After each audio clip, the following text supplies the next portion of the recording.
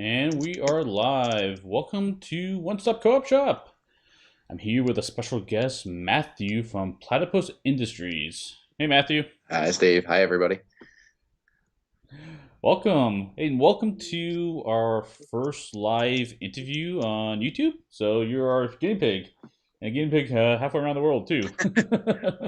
I don't think it's a quokka then. Yeah, yeah. There you go. I like it. Nice, nice. Okay, so yeah, we thought we'd get together and talk about an upcoming game that, if you followed some of our content in the past, that Platypus Industry Matthew designed, the Ratcatcher. It is a game that I enjoyed immensely. That was really, really fun. It's one of those rare demo games I didn't want to send on. I enjoyed that much. So I'm looking forward to getting the actual production copy early this year. And so we're going to talk about that, but also going to talk about what it's like to wear all the hats when designing a game, because Matthew has basically been a one-man wrecking crew. So should be a fun time. Lots of not sleeping. Yeah. And we are streaming, what, 16 hours apart? So there are going to be some interesting connections and maybe some quality going on here, but we'll try to keep it up for you guys. So In the future, we've solved all those problems, you say. that's right. Okay. And if you're joining us on the podcast side, we are going to be talking through things, so you can follow us that way. But because we also streaming on YouTube live, and this is on our One Stop Co Shop stream channel, we will be showing some concepts and some behind the scenes footage of game design. So join us there. Okay, let's dive into it. So, real quick, Matthew, tell me a little bit about yourself. How did you get into gaming, and yeah, what type of games do you like? Well, like most gamers, I've been a gamer all my life, like since the tender age of 7 or 8. Loved playing things like Hero Quest in the early days, showing my age now. But been mainly a war gamer most of my life, actually. A big love for toy soldiers and lots of paints. For many, many moons of Warhammer and Privateer Press's War Machine and everything. And then, yeah, probably a little bit later coming back to board games again in the modern era. Nice, nice. So, do you play? Because we're focused on the solo and cooperative aspects of it. Do you also play? You play a mixture of competitive and solo and co-op, or do you focus on one versus the other? No, no, I play just about anything really. I'm not too fast. Though lately, yeah, I think I've been probably about 2 years of really hard solo, gathering everything and playing everything. to, I guess just enter more into the design toolbox. But yeah, I do really enjoy just sit down and play what you want to play and the way you like playing it. So you mean by from the solo aspect, you like just tweaking the rules of a solo game to see what happens? Is that what you're trying to say, or what do you mean by playing the way you like to want to play? When you're playing cooperative or anything, there's always that team aspect. Oh, we should go this way, even though you might want to go the other way. Or if you want to play more thematically, it may not get you the win, but it may be more just fun to, go and be the barbarian and charge into the room, not thinking too much about the consequences of it, rather than, yeah, your team's mates are probably going to advise against such behaviors. Yeah, absolutely, absolutely. Cool, cool. Yeah, so how did you get involved in creating board games? Like, I mean, we talk about playing war games and how you've, kind of a war game, and how did you like get started, I guess, or what drove that desire? I don't know. I'm a graphic designer when I'm not anywhere near board games. But I enjoy, yeah, trying to improve and things. So I think it started like most designers, where you start tweaking this and house ruling that, and then you're just like, oh, hold on, why don't they have a game about this? And you search around, and of course, you never find that game.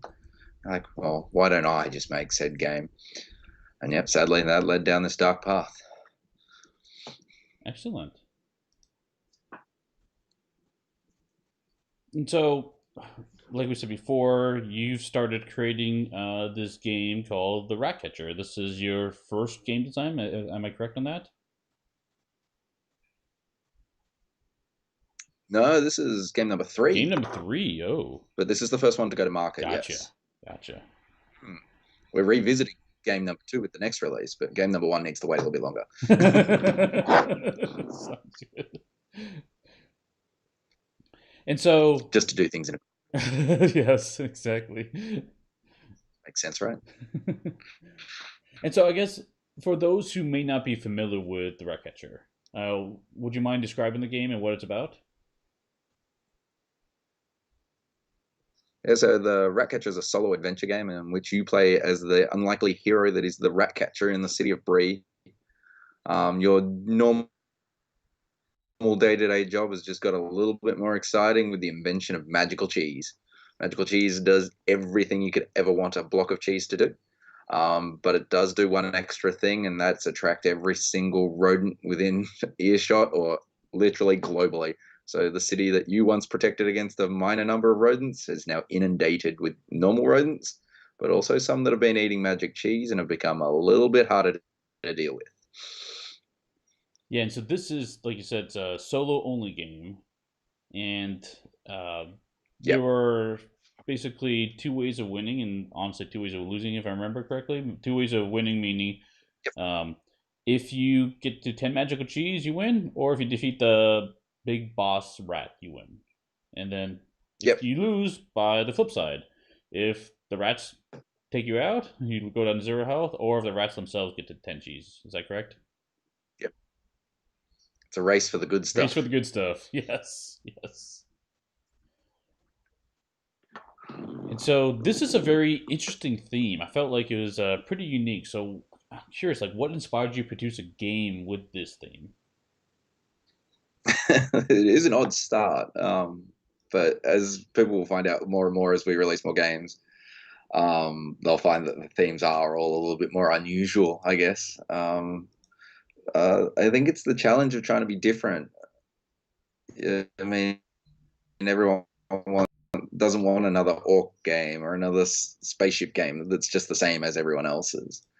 And Ratcatcher started out as a kids' game, so it was just going to be like little junior rat catchers sort of going around bopping rats on the head like carnival style with rubber mallets sort of thing. And yeah, just as a got a little bit more research into rat catchers and things and found out some of the old history behind them and found quite interesting characters. I figured why couldn't there just be a whole universe based around these unique individuals? Yeah, that's cool. And so you started with, you said that there's some history behind it. So was this based in real history? Are you talking about like maybe some more fantasy lore? Did you pull from both? What are you talking about when you were refer- It's it's a little bit of both, definitely. Like the magical cheese is far from truth, sadly. Unfortunately. Save a lot of the world's woes. But some of the rat catchers have historical grounds. Miss Black, for example, who's one of the main and first characters most people will come across. Miss Black is just a gender swap of the royal, one of the first royal rat catchers in England, Mr. Black. Cool. Yeah, and Pipe is interesting for G. Well. that's right. And so you took a concept from the Mr. Black reference, and if people are watching on YouTube, I did pull up some of your sketch work. So when you approach game design and you're doing this research, uh, I know you've got a lot of sketches. I'll try to pull them up as we're discussing it. But how do these sketches help you in your process of designing the game? Oh, it's a really unusual combination of a bit of back and forth. Sometimes a character doesn't feel quite real on a table, for me at least, until I can see what they are, what they're carrying, how they hold themselves. All that gives each character a little bit of a unique spin. And I'm a theme first designer, so I really, if someone's a certain look or a certain personality, I really want that to come across in the rules. I don't want it to just be vanilla character A, B, C, and D. and they're different because the rules said so. I want the rules and the art and the story all to sort of mesh together. So you really do feel like when you pick a character, you really are representing them within that little universe, within that little time frame on the tabletop. Yeah, so you're talking about like you want to have the theme come first, right? So how do you make that distinction? If you are designing a character and you have this concept in mind from how it should work thematically, how do you make the distinction that yes, this is not good enough, or yes, this is fine? Like, what are your criteria for determining that? It's a hard. Sometimes it'll hit the table and it just won't work. Like it's, they'll be overpowered, they'll be underpowered. The ability you want them to have.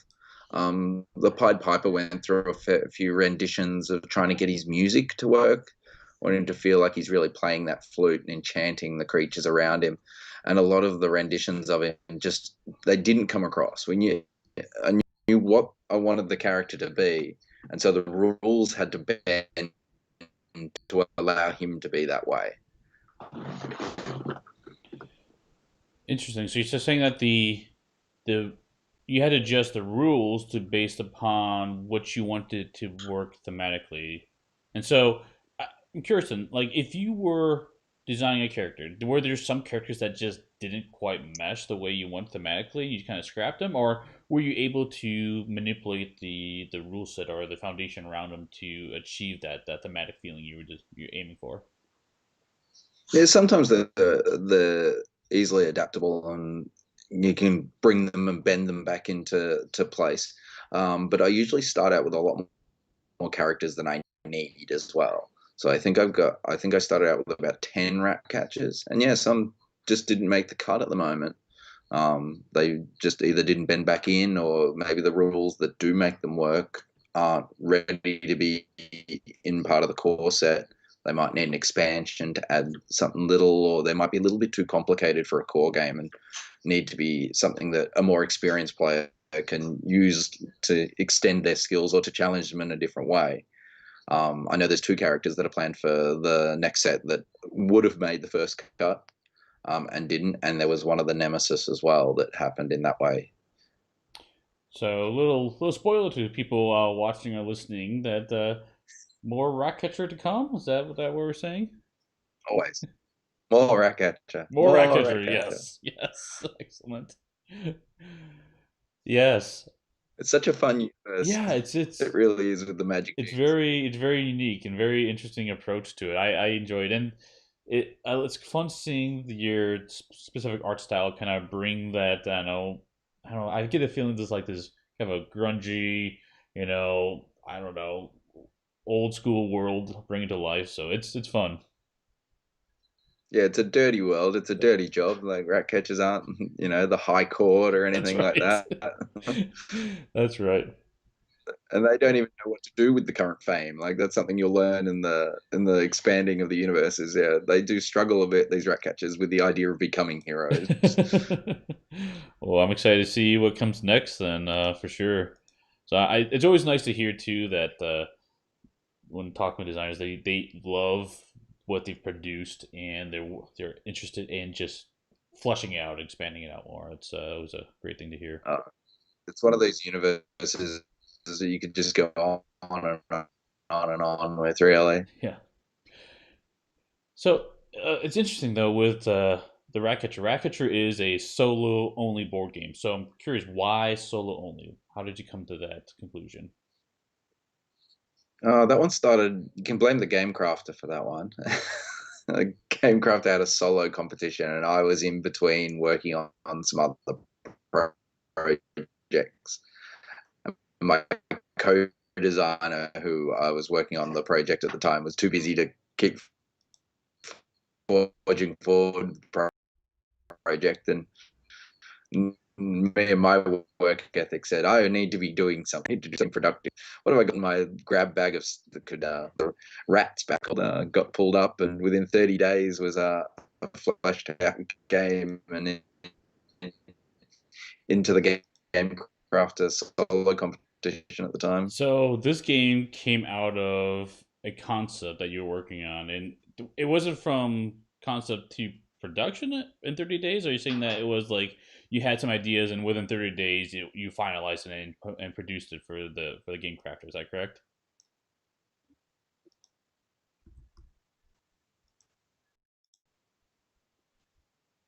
Did I lose you? Yeah. Production, it was a much longer journey.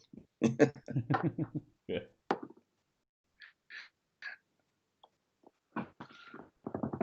Good.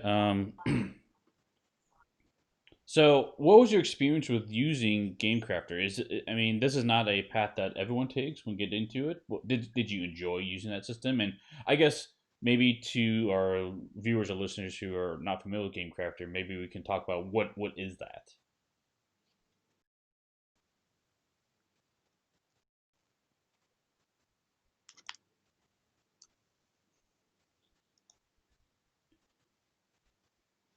I'm not hearing you. Are you losing connection?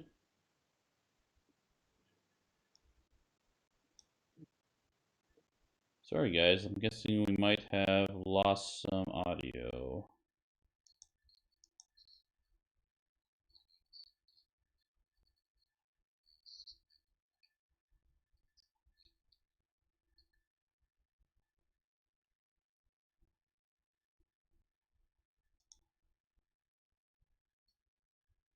Okay. I okay. I guess we're running to some lag now. So apologize to everyone watching live as we're trying to figure this out as we go. So it's always tricky to stream 16 hours away. So okay, yeah, the speed. So I think there's just lag. So I'll have to adapt to that. I don't know as much I can do about that. Okay. So yeah, let's talk a little about GameCrafter. What is it? Because I've I've ventured down there in the past, and there's a lot of interest. It's a really interesting tool actually that you can create a game out there and kind of leverage it to help supply the components and kind of help.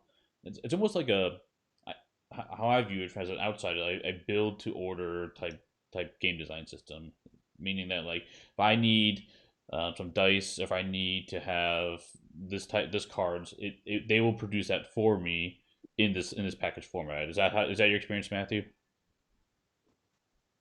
Yep. And you can get literally just one of something, which is great when you're prototyping, Oh, because a lot of the other websites or anything to do with production would never let you just do a minimum of one or even 10. interesting. So you can choose just to do if you want to try something at home, you can just get one of a die a specific dice you wanted or card, right? Because Yep. I, that's Yeah. nice. That's really nice. Because I know in other sites, generally you have to a base quantity order you have to go with if you want to get something more Yep. professionally made. So, oh, that's something I didn't know about. No, they're handy. I don't use them that much anymore because I have a more localized company that I used, and they use the metric measurement system, which is much easier for me. Nice, nice. When you lot will change out of the Imperial, I'll never know. So Ratcatcher started on GameCrafter Yep. as a game you could have ordered through there, and I guess No, you you could couldn't not order it. order. Okay, gotcha. It was done just for the Just for competition. competition. Gotcha. And so then it was just for the competition, and then based upon the competition, did you decide that you know what I think something's here? I want to take it to the next level. Was that correct, or what happened from that competition? Yeah. Well, it allowed you to sort of get some feedback. So it was all ranked and everything like that, and you got finalized, and you end up going through different rounds, and so you got feedback, gameplay feedback, ruling feedback stuff, and it was really the first chance I'd had to get the blind play testing. So you had people who literally knew nothing about your game, came and played it, and so to get that on was fantastic.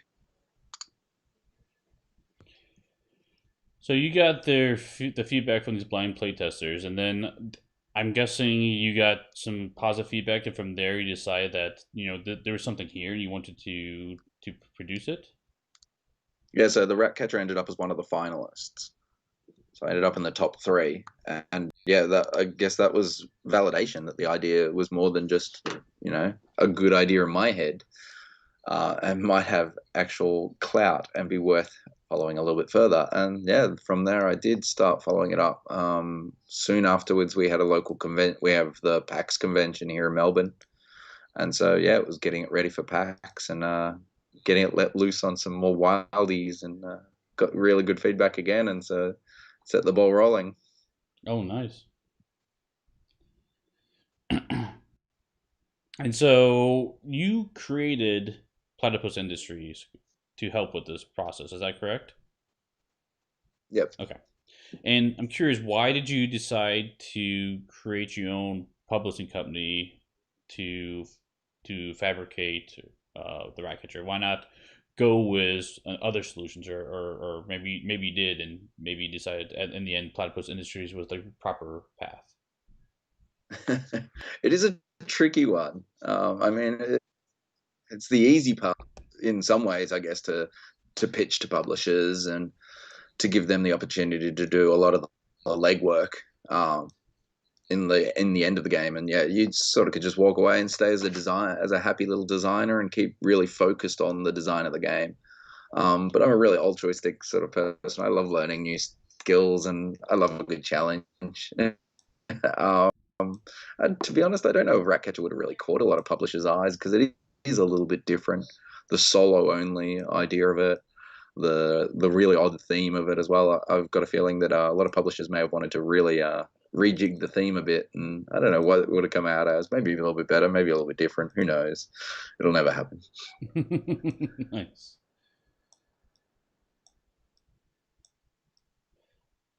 Excellent.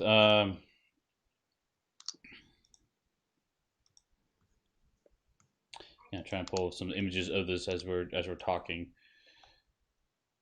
And so, did you find it particularly difficult to create your own publishing company from scratch, or was that how did that compare to the trying to get the design of Ratcatcher going in the first place? It's a very different aspect, the business side of it. It's no stranger to me. I used to run a local gaming store as well. So I'm no stranger to running a business at least. But it does take a lot of your time away from the designing and everything else. You really have to put the business hat on, and you're making decisions that aren't best for gameplay or best for components and things like that. As you tussle with budgets and packaging sizes and what's marketable and all that sort of jazz as well. So it's a odd to wear all the hats because you almost get in arguments with yourself about. But I want the pretty option. The pretty option is too expensive. You're not allowed to have the pretty option. So yeah, with your experience of running a game shop, I'm guessing you saw all the really nice components and what you wanted the Ratcatcher to be, and so did you have to make some compromises along that route, or There's always compromises, but I think Kickstarter really allows you to do a few things that you may not have, thanks to stretch goals. You can always go in with this is the base model, this is the affordable, budget-friendly model. If we can, sneak a little bit further, we might be able to add in a few of the glossy finishes, and if you can really get out of control, you could add all the pretty shiny things you've always wanted for Christmas. nice? Okay. So you created this publishing company, and you had this concept started from the game crafter, and then you started getting into the actual design of it itself. How how's your process when it comes to board game design? You talked about you like theme as a driving force, but what going with the base concept? Do you lay out like here's the thematic experience I want, and then start laying out maybe the flow of the game or the turn structure? Where do you start?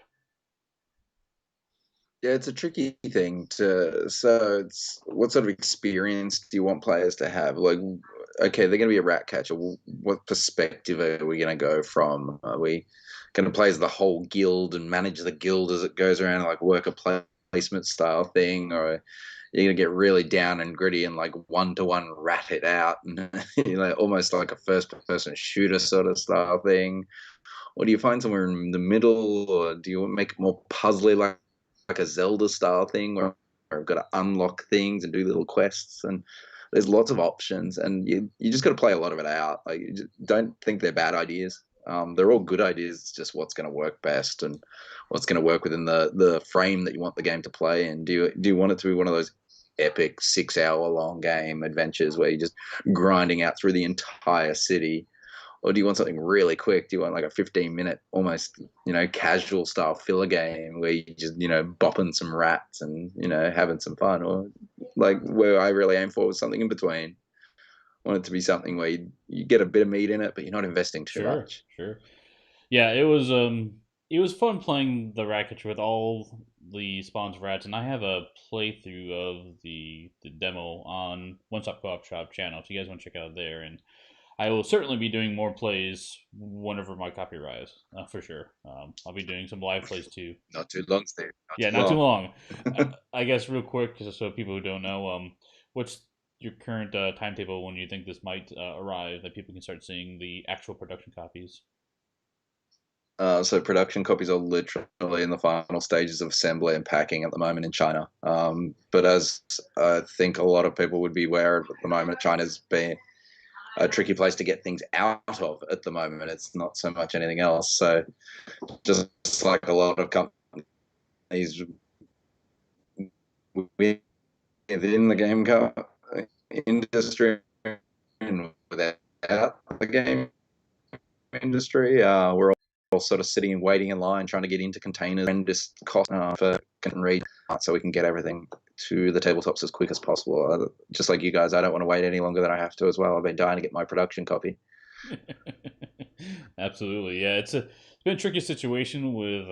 I know we talked about this on the recent news chat, talking about the implications of COVID and like the shipping containers, on how this is kind of an issue with the manpower. Like, we have shipping containers arriving at factories, but they're not being picked up as quickly as they have in the past, and so like stock is building up, and like what do you do with the stock, and can now having trouble finding space on the ships themselves with these containers, and it's a yeah. This is going to be Yeah, these delays are going to be an issue for the foreseeable future for sure. It's going to take a while to yeah, indeed, it's going to be an issue for a little bit longer, but it's nothing any of us could have absolutely, foreseen.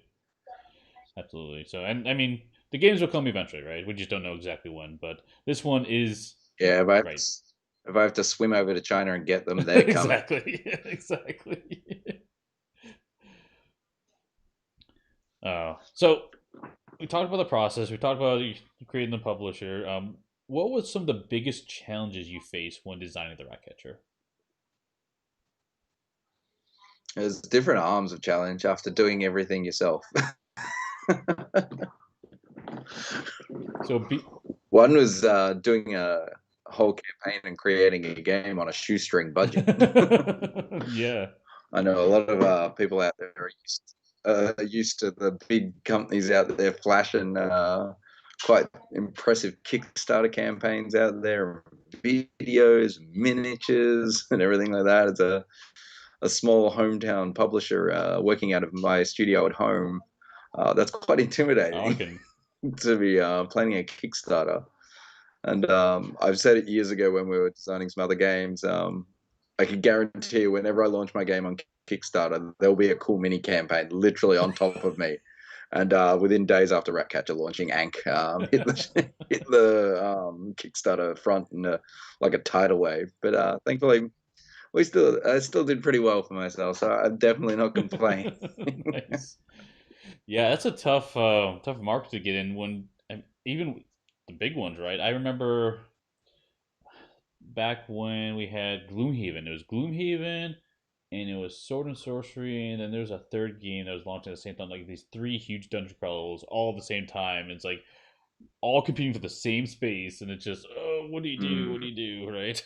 So You don't want to be that guy launching the same game as everyone else. exactly. A lot of gamers just wouldn't understand that three dungeon crawlers are different games. Like they just see the title, the classification. They are all dungeon crawlers. Right. Sadly, it comes down to one's going to be the best and one's going to be the cheapest. So people are going to back one of those two. If you're not one of those two, I'm sorry. Exactly. Exactly.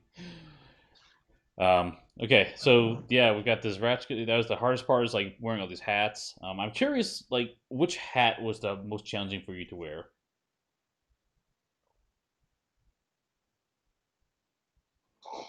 Uh, it's tricky managing. I think one of the ones is probably the artist, because the easiest one to palm off and say you'll do it later, you'll do it after the campaign. And it's usually the most casual one.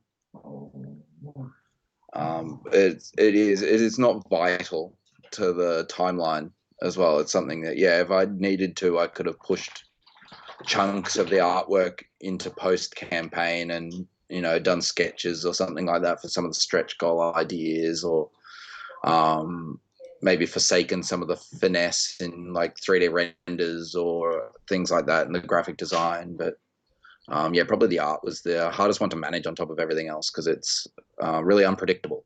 You can't sort of sit there and go, oh, this sketch will take exactly 2 hours. It usually be 2 hours plus or minus any interruptions or renditions, or need more research on this or that. Yeah, Cool. it's a bit of a round around time consuming portal. And what are you most proud of when regarding the design and development of the Ratcatcher? What's something that you're just really excited to see?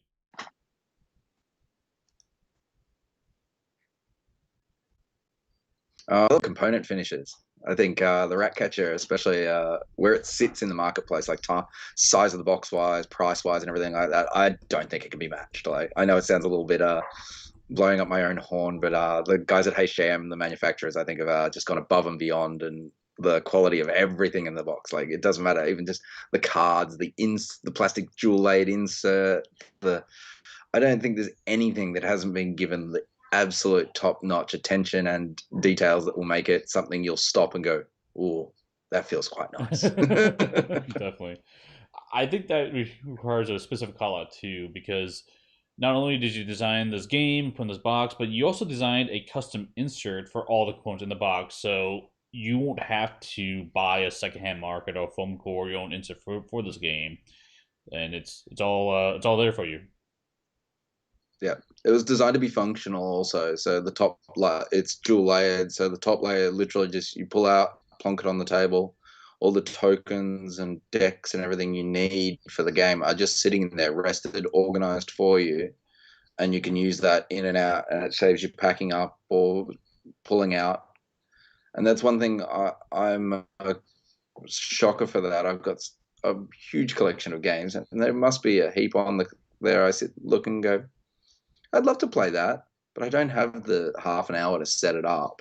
I just want to play it now. I'll play something easier to set up, or I'll play a lighter game.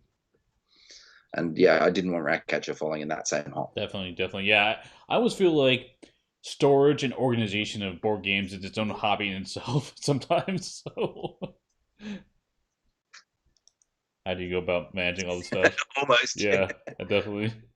It was a fun part of the project as well. It was a whole heap of tech that I'd never understood. I was lucky enough to have one of my backers actually, who turns out to be another local Melburnian, and we worked really hard on making sure that inserts just top notch. Like yeah, even if one of the top companies out there, third party companies, went, oh, we're going to design one for the Ratcatcher, that they just couldn't make one better.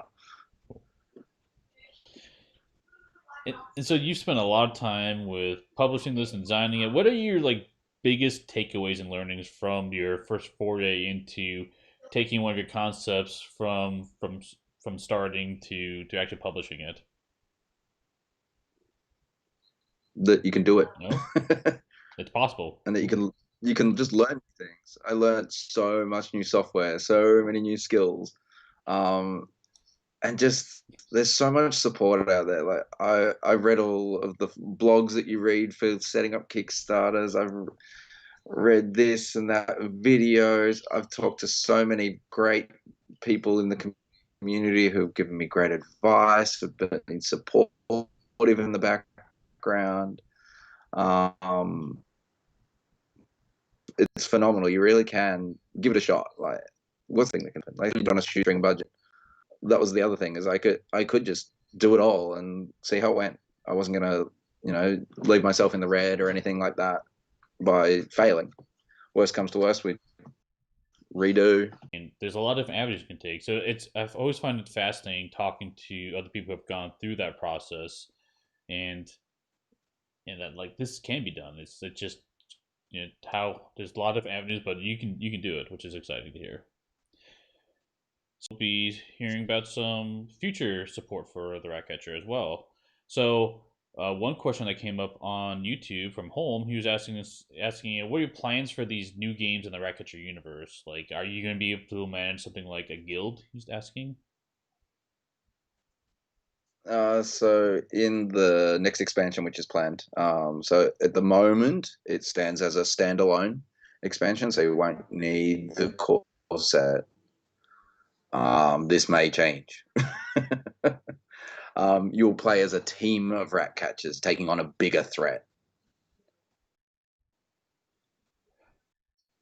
So the nemesis rats you find are not the highest threat in the food chain, Ooh, spoilers. and so you'll need to team up together. Okay. So, am I understanding this correctly that this solo only game, is likely to become a cooperative experience?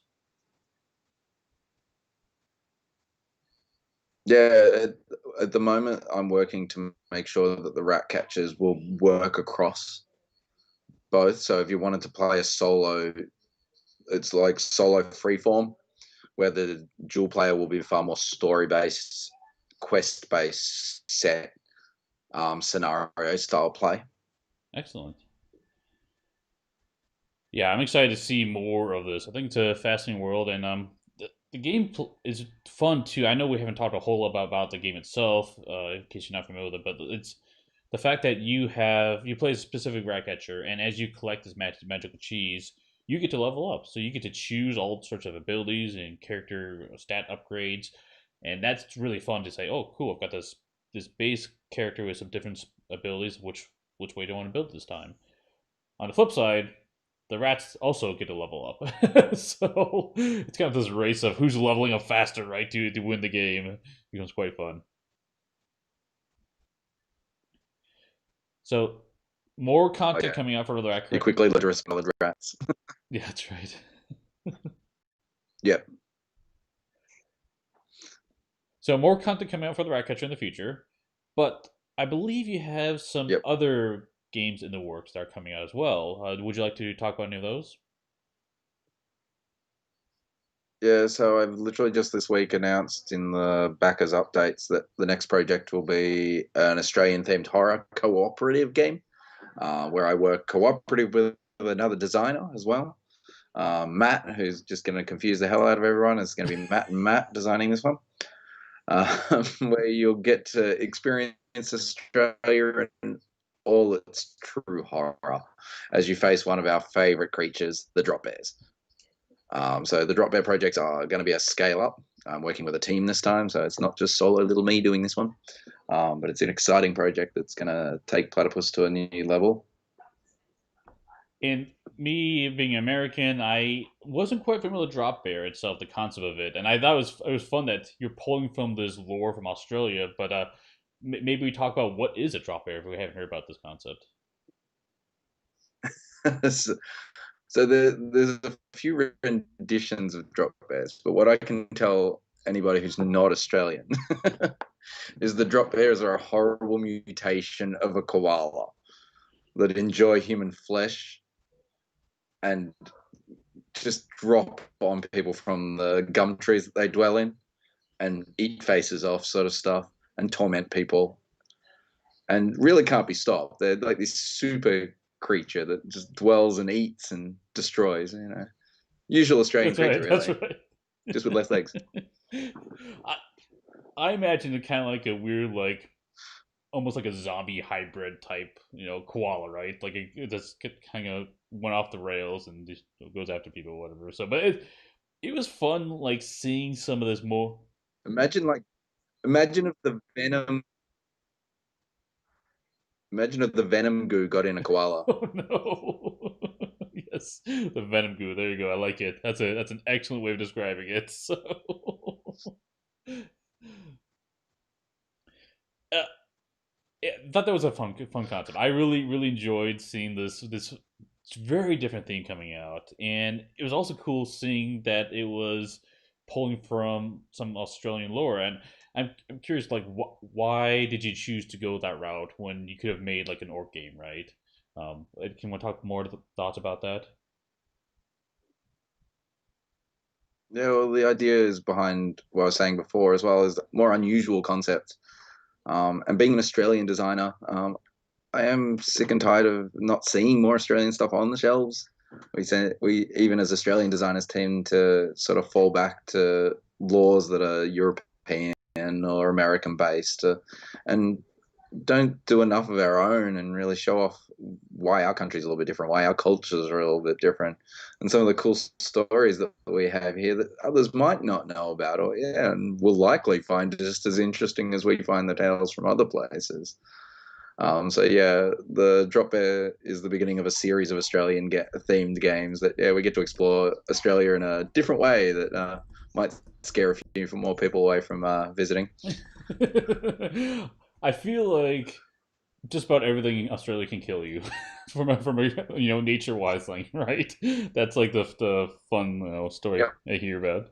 So it's like a race to kill you yeah, too. that's Like it's right. not even just they wait patiently in line. No, it's like the Olympics. The Olympics. Which one's gonna get me today? So uh so yeah, we talked about the drop bears coming up as a cooperative horror experience. Maybe talk a little bit more about like what's the player count? What's the time to play? Like, how long do you think it's going to take to play? Any of that type of stuff you're willing to share at this point? Yeah, so the game will play anywhere from 1 to 5 players at the moment.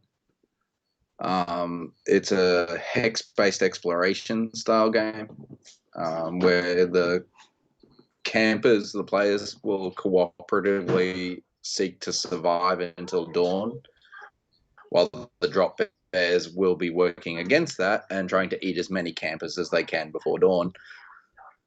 The players will win if they can get a certain amount of survivors at dawn. Where the drop bears will win if they can gobble up the right number of campers as well. But it's a brutal game, and even the terrain is working against you as you try to survive. Nice, nice. And this game, I noticed when you're advertising on your website, is part of a series, a horror series, I believe you're saying. So it sounds like this is going to be one of many games that pull off of some of the mechanisms you've developed for drop bears.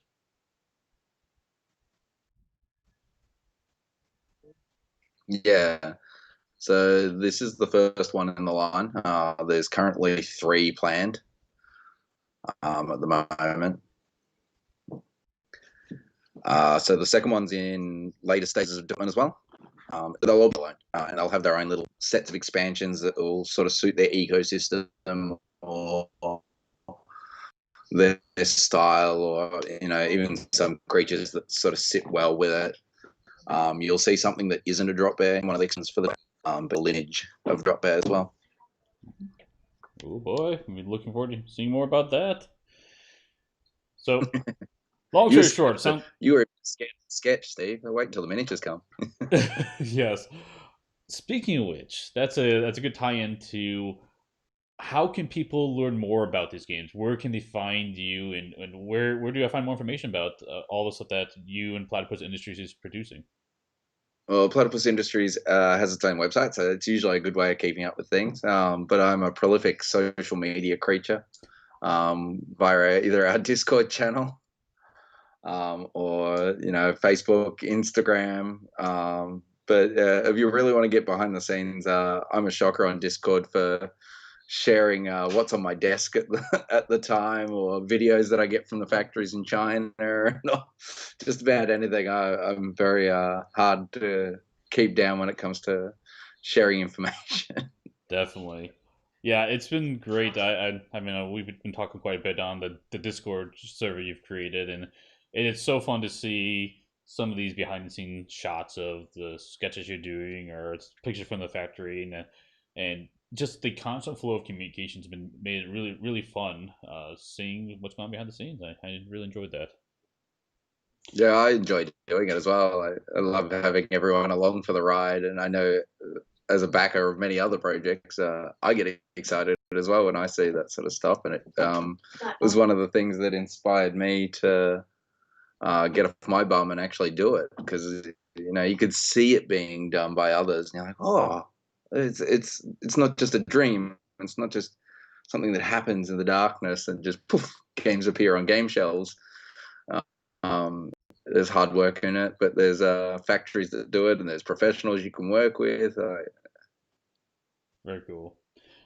We did have a fun comment come in on YouTube. Ken was asking, are we going to see swooping magpies? Are they going to feature in the horror series? So,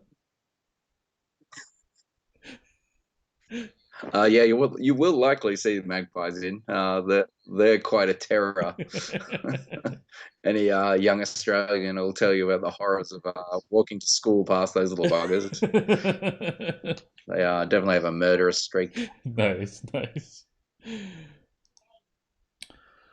Yeah, so I'll drop some links to your Discord and the website, and I guess the other question too is if someone missed out on the Kickstarter, uh, would they be able to acquire a copy of the Ratcatcher, and how could they do so?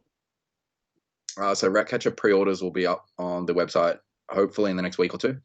Just working with logistics, trying to get all the websites set up, so we can do regional point sale as well, rather than just being based in Australia. Um, but also through your friendly local gaming stores. There's lots of gaming stores who are taking pre-orders at the moment. So support the buggers. They need it at the moment. They've had a rough time through COVID. Every little dollar counts with those guys. A lot of them are mum and pop projects or small business owners for their first time. And if you can go down there and really support them, get down there, buy it off the shelf, pick it up from curbside, get it delivered, whatever it counts as. Pre-order your copy through your local gaming store and help them out a little bit. Definitely, definitely. I agree with that sentiment. But yeah, this is going to conclude all the questions I had. I'll ask Matthew real quick if he has any other quick comments. But and on YouTube, if you have any final questions you want to ask, post them now, and we'll answer them real quick. But yeah, uh, thanks for joining me, Matthew, and I really appreciate our talk. It was fun talking about all the fun things that you're producing and seeing a little more behind the scenes.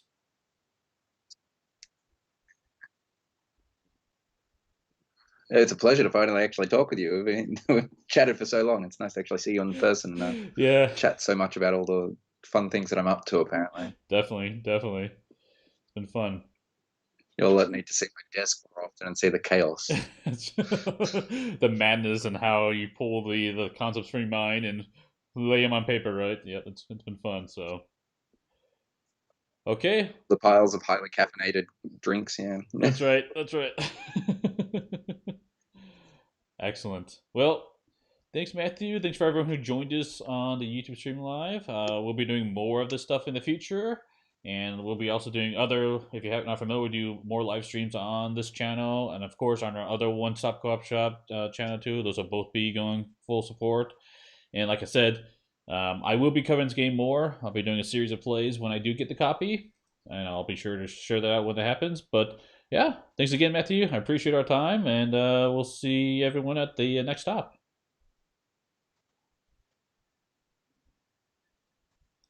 A pleasure. Thanks, mate.